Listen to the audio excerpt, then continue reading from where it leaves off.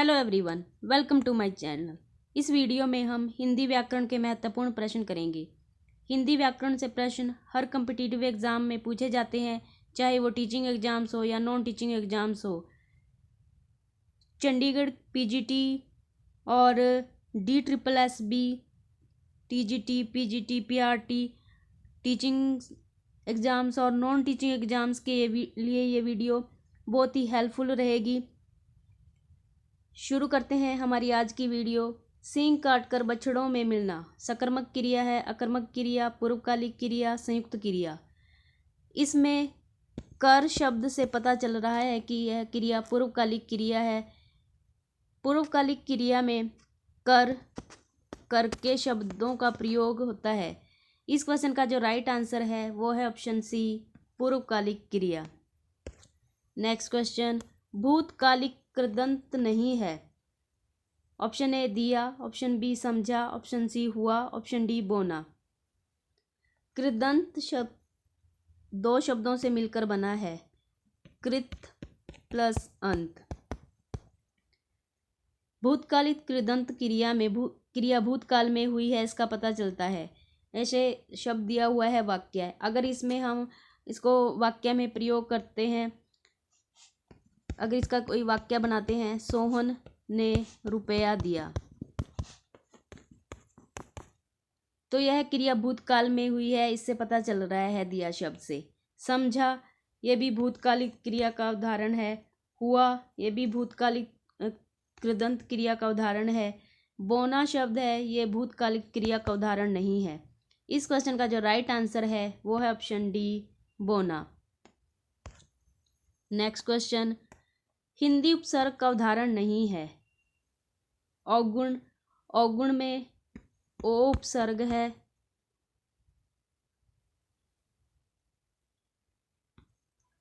और ये हिंदी का उपसर्ग है। अनोखा में अन उपसर्ग है और ये संस्कृत का उपसर्ग है। 59 में उन उपसर्ग है और ये हिंदी का उपसर्ग है। बिन बोया में बिन उपसर्ग है और ये हिंदी का उपसर्ग है। इस क्वेश्चन का जो राइट आंसर है वो है ऑप्शन बी, अनोखा। अनोखा हिंदी का उपसर्ग नहीं, ये संस्कृत का उपसर्ग है। नेक्स्ट क्वेश्चन, विद्यालय के आगे मंदिर है, वाक्य में प्रयुक्त अव्यय है।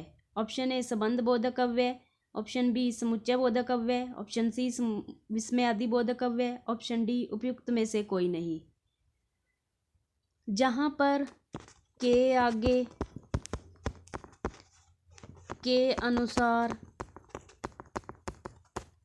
के लिए, के हेतु, के साथ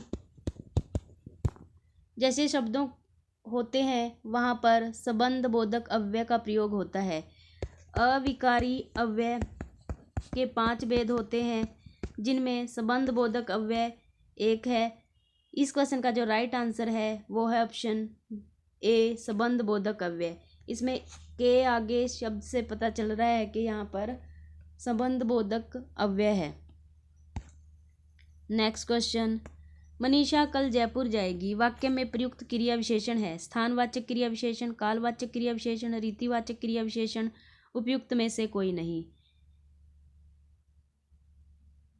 इस क्वेश्चन का जो राइट आंसर है वो है ऑप्शन बी, कालवाचक क्रिया विशेषण।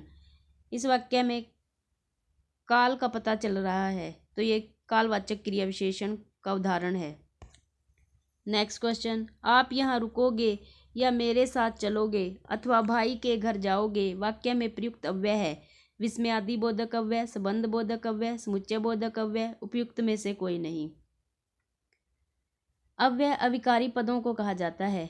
अविकारी पद दो पदों को जोड़ते हैं, या, अथवा, किंतु, परंतु। अविकारी पद होते हैं, वे दो पदों को जोड़ते हैं, वे समुच्चय बोधक अव्यय होते हैं। समुच्चय का अर्थ होता है जोड़ना। जो दो पदों को जोड़ते हैं उन्हें समुच्चय बोधक अव्यय कहा जाता है। इस क्वेश्चन का जो राइट आंसर है वो है ऑप्शन सी, समुच्चय बोधक अव्यय। इसमें या अथवा शब्द दिए हुए हैं, इससे पता चल रहा है कि ये समुच्चय बोधक अव्यय के उदाहरण हैं। नेक्स्ट क्वेश्चन, मैंने कहा तो था वाक्य में निपात है। मैंने कहा था तो। निपात दो शब्दों से मिलकर बना है, नी प्लस पात। नी का अर्थ होता है निहित, पात का अर्थ होता है बलाघात। जो अविकारी शब्द वाक्य के मध्य में आकर निहित अर्थ पर बलाघात देते हैं उन्हें निपात कहा जाता है। तो वाक्य में निपात है। इस क्वेश्चन का जो राइट आंसर है वो है ऑप्शन डी, तो।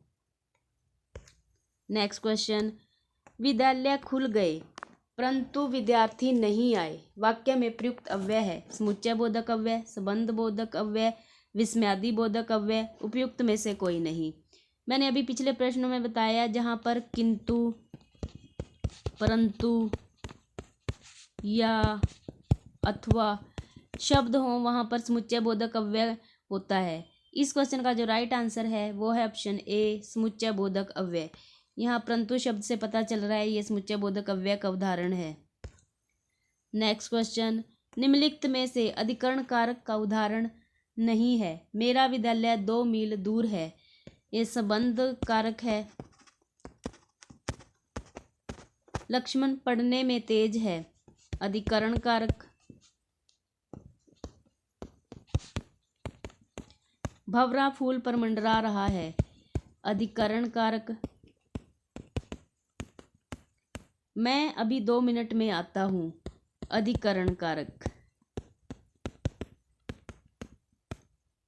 इस क्वेश्चन का जो राइट आंसर है वो है ऑप्शन ए, मेरा विद्यालय 2 मील दूर है।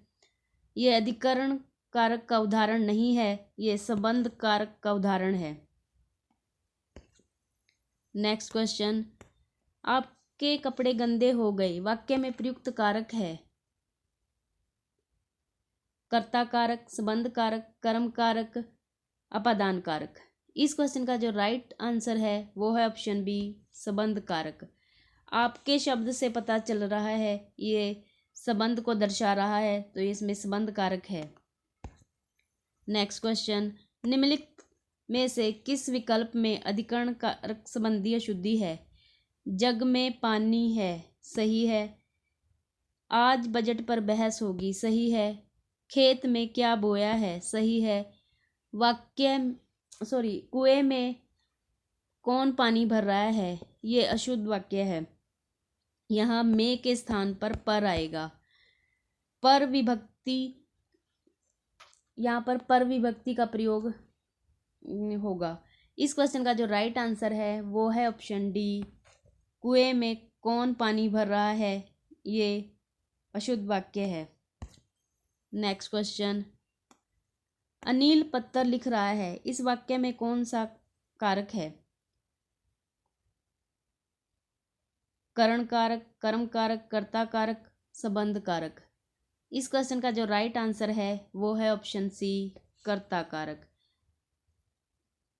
अनिल पत्र लिख रहा है, इसमें कर्ता कारक है।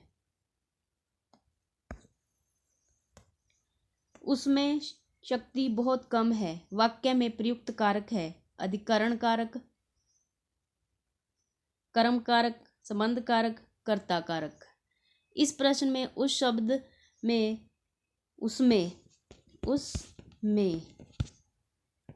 शब्द में विभक्ति का प्रयोग किया गया है। यहाँ पर अधिकरण कारक है। अधिकरण कारक में पर विभक्ति होने पर अधिकरण कारक होता है। इस क्वेश्चन का जो राइट आंसर है वो है ऑप्शन ए, अधिकरण कारक। आई होप ये वीडियो आप सभी के लिए हेल्पफुल रहेगी। अगर आपने अभी तक मेरा चैनल सब्सक्राइब नहीं किया है तो मेरे चैनल को सब्सक्राइब कर लीजिए, साथ में बेल आइकन को प्रेस कर लीजिए ताकि जब भी मैं वीडियो अपलोड करूं तो उसका नोटिफिकेशन आप तक पहुंच जाए। मेरे चैनल पर मैंने TGT, PGT, PRT, teaching exams और नॉन टीचिंग एग्ज़ाम्स के प्रीवियस पेपर अपलोड किए हुए हैं। अगर आप वो देखना चाहते हैं तो मेरे चैनल पर जाकर देख सकते हैं। इन सब की मैंने प्लेलिस्ट बनाई हुई है। अगर आपको वीडियो अच्छी लगे तो वीडियो को लाइक कर दीजिए, शेयर कर दीजिए। धन्यवाद।